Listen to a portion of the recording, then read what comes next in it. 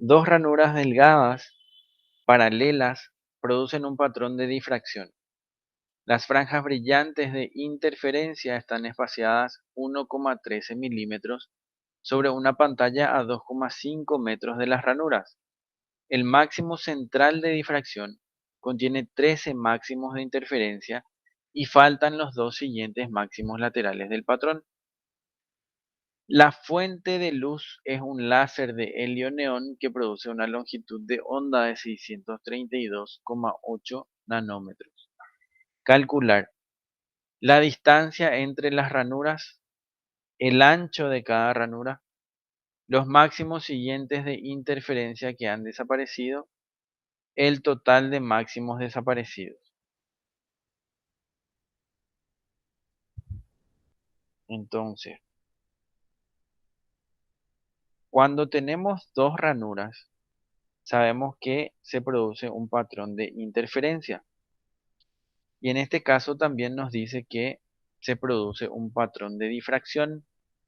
Entonces, al producirse ambos patrones en simultáneo, uno le envuelve al otro. El que envuelve es el patrón de difracción, le envuelve al patrón de interferencia. ¿Y cómo pasa eso? Utilizamos este gráfico que nos puede servir como referencia y vemos que el patrón de color lila le envuelve al patrón de color rosado. Entonces, el patrón de difracción tiene la particularidad de que el máximo central es mucho mayor a los máximos laterales. ¿Sí? Esto continúa. Pero el patrón de interferencia generalmente tiene como intensidad máxima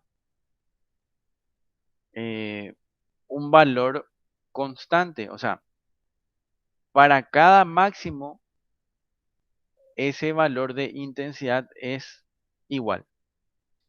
Pero al ser contenido por un patrón de difracción, eso varía. Y varía de acuerdo a lo que le permite el patrón de difracción, como se puede ver en la figura.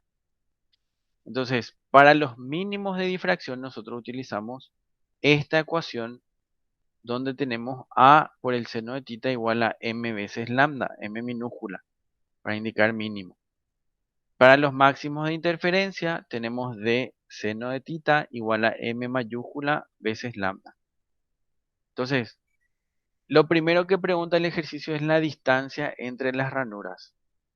La distancia entre las ranuras podemos sacar específicamente de la ecuación que nos habla de la distancia entre máximos en en un patrón de interferencia. ¿Por qué? Porque acá nos da como dato la distancia a la que están separadas o la distancia en la que están separadas las franjas brillantes de interferencia, dice, ¿sí? Entonces, como ahí dice que son las franjas brillantes de interferencia, utilizamos esta ecuación que nos sirve para calcular la distancia entre máximos en un patrón de interferencia y despejamos el valor de D, que es la distancia entre las rendijas. Entonces acá tenemos lambda por R, siendo R la distancia entre las ranuras y la pantalla, dividido delta Y, que es lo que nosotros tenemos, la distancia entre dos máximos. Entonces de ahí despejamos y nos queda que la distancia entre las ranuras es 1,4 por 10 a la menos 3 metros. Después, lo siguiente que pide el ejercicio es el ancho de cada ranura. Para el ancho vamos a utilizar la ecuación de difracción, donde tenemos A por el seno de tita igual a m veces lambda. Entonces acá nosotros tenemos que el seno de tita es, o tita solamente, es una incógnita, y también m, o sea, no sabemos cuánto vale tita para cada mínimo de difracción.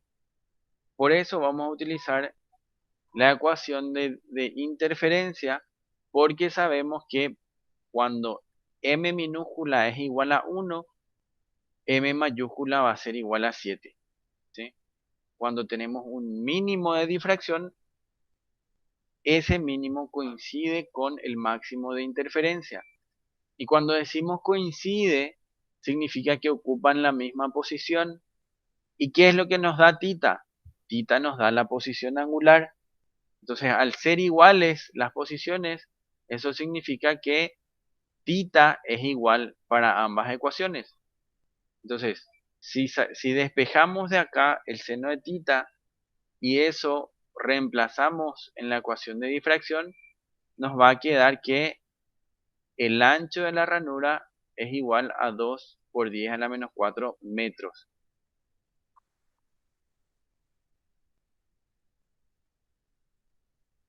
Después la pregunta del ejercicio es, a ver, la pregunta dice, los máximos siguientes de interferencia que han desaparecido. Para saber cuáles son los máximos que desaparecen después, tenemos que volver a relacionar las ecuaciones de interferencia y difracción, ¿sí? Entonces, escribimos ambas y dividimos una con otra.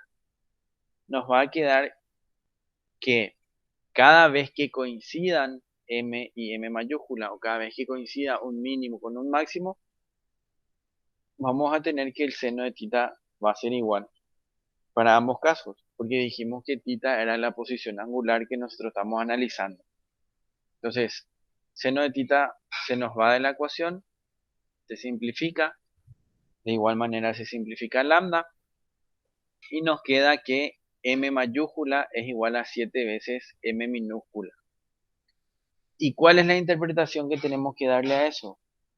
Decimos que que el, cada vez que tengamos un múltiplo de 7 para el máximo de interferencia, ese máximo va a desaparecer. Ahora, nosotros sabemos que esta m puede valer a partir de 1 porque es un mínimo de difracción. Entonces puede valer 1, 2, 3, etcétera. Y van a desaparecer, como dijimos hace un ratito, todos los máximos que son múltiplos de 7. Pero ¿hasta dónde? Y ahí viene justamente la siguiente pregunta. La siguiente pregunta dice, el total de máximos desaparecidos. Si nosotros queremos saber hasta dónde o cuántos son los máximos que van a desaparecer, tenemos que saber cuál es el límite. Al escribir la ecuación de difracción, vemos que la A es el ancho de la ranura, es una constante. Que m depende de el seno de tita, de la posición angular, y que lambda también es una constante. Entonces, como m depende del seno de tita, lo que puede variar acá es el seno de tita, ¿sí? Y el seno de tita varía de dónde hasta dónde, de menos 1 hasta 1, ¿verdad? Esos son los valores máximos que puede tener. Entonces, escribimos esa ecuación diciendo que el último mínimo se va a ver cuando el seno de tita sea igual a 1. Es el caso ya extremo. Entonces, cuando el seno de tita es igual a 1, nos queda que m minúscula es igual a 316,05. Si esto, en vez de ser 0,5, era 5, 6, 7, 9 también, eso ya no va a ser posible ver en la pantalla porque el seno de tita ya se volvió 1 para este valor. O sea, el valor siguiente ya no se puede ver. El 317 ya no se puede ver por más que este valor sea 316,9999. ¿Sí? Entonces, el último mínimo que se puede ver es el que corresponde a el número orden m igual a 316.